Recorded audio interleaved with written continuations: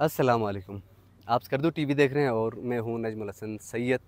स्कर्दू के अवाम के लिए एक बड़ी खुशखबरी है कि कल दुबई से पीआई की पहली परवाज़ इंटरनेशनल फ़्लाइट स्कर्दू एयरपोर्ट पर लैंड करने जा रही है।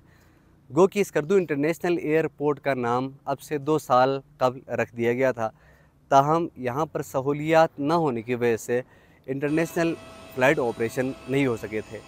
लेकिन कल 14 अगस्त यानी जश्न आज़ादी पाकिस्तान के मौके पर दुबई से पीआई की परवाज़ तकरीबन 90 के करीब मुसाफिरों को लेकर स्कर्दू इंटरनेशनल एयरपोर्ट पहुंचेगी, जिसमें तकरीबन 32 के करीब जो मुसाफिर हैं वो स्कर्दू में ही उतरेंगे, जबकि बाकी जो मुसाफिर वो इस्लामाबाद वापस जाएंगे।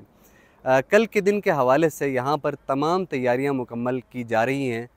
स्कर्दू एयरपोर्ट पर एक छोटी सी तकरीब भी मुनक़िद की जाएगी, जिसमें बाहर से आने वाले जो मेहमान जो सयाह होंगे उनके लिए यहाँ पर खुशामदीद भी कहा जाएगा। और साथ साथ में जब सिविल एविएशन के हुकाम से हमारी बात हुई तो उनका ये कहना था कि कल के हवाले से यहाँ पर तमाम जो तैयारियाँ हैं वो मुकम्मल कर ली गई है। रिफ्यूलिंग का जो सिस्टम है उसको भी मुकम्मल तौर पर फंक्शनल कर दिया गया है और कल के जो इस्तकबाल की जो तैयारियाँ हैं वो भी मुकम्मल कर ली गई है। हमालिया और कराक्रम के दरमियान में वाक़ई दुनिया के इस बुलंद तरीन एयरपोर्ट का शुमार दुनिया के खूबसूरत तरीन एयरपोर्ट्स में होता है। और इस एयरपोर्ट का शुमार जहाँ पर दुनिया के बुलंद तरीन एयरपोर्ट में होता है, वहीं पर दुनिया के वसी तरीन एयरपोर्ट में इसका शुमार होता है। इस एयरपोर्ट की तारीख़ के हवाले से हम बात करेंगे। हमारे साथ मौजूद हैं ज़ीशान मेहदी साहब।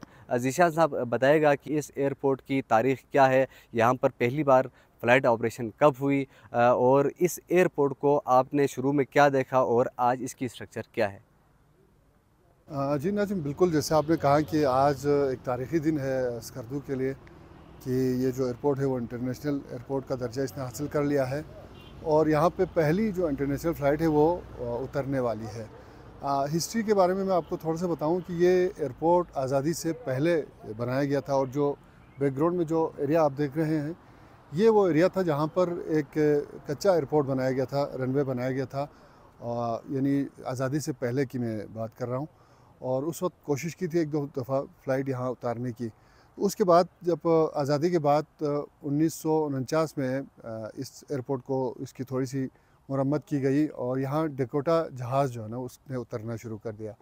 और चूँकि कच्चा एयरपोर्ट था, उस वक्त के लोग कहते हैं कि जब यहाँ जहाज़ उतरता था तो काफ़ी देर तक धूल मट्टी उड़ती रहती थी और काफ़ी देर तक जो है ना जहाज़ से पैसेंजर्स को बाहर नहीं लाया जा सकता था और जब धूल मट्टी बैठ जाए तो उसके बाद दरवाज़े खोल दिए जाते थे। तो उसके बाद इसको यहाँ से बहुत अरसा बाद इसको शिफ्ट कर दिया दूसरी तरफ और वहाँ पे रनवे बनाया गया और वक्तन फ़वक्तन इसकी तामीर और तोसी का सिलसिला चलता रहा और बाद में बोइंग यहाँ पर उतरने लगा। पहले फोकर उतरते थे, उसके बाद बोइंग ने उतरना शुरू कर दिया। तो ये तरक्की का अमल चलता रहा और फिर आपको शायद आपके इल्म में हो कि ये जो रनवे है ये एशिया का बड़ा रनवे इसे कहा जाता है और दुनिया के बुलंद तरीन जो एयरपोर्ट्स हैं उनमें से एक स्कर्दू का एयरपोर्ट है। सयाहत के एतबार से इसकी बड़ी अहमियत है। तो पिछले कुछ अरसे से हुकूमत की कोशिश थी कि इसे इंटरनेशनल एयरपोर्ट का दर्जा दे दें और यहाँ इंटरनेशनल फ़्लाइट्स उतरें। तो अब जाकर ये लम्हा आने वाला है कि यहाँ पर पहली इंटरनेशनल फ़्लाइट आपने ज़िक्र किया कि दुबई से ये फ़्लाइट आ रही है जिसमें 80 के करीब पैसेंजर हैं और वो यहाँ इस एयरपोर्ट पे उतरेंगे। और उसके बाद चूँकि ये पहला कदम है, उसके बाद ये सिलसिला चलता रहेगा। हमारी इत्तला के मुताबिक दीगर जो बाहर के ममालिक हैं वहाँ से भी फ़्लाइट्स का सिलसिला शुरू होगा और यहाँ से बाहर के कई ममालिक के लिए यहाँ से फ़्लाइट शुरू होने वाली है।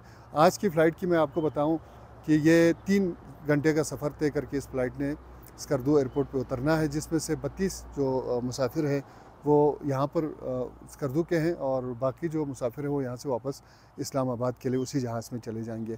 एक खूबसूरत तकरीब का यहाँ अहतमाम किया गया है जिसमें बहुत सारी शख्सियात हैं। तो ये इसकी थोड़ी सी हिस्ट्री है।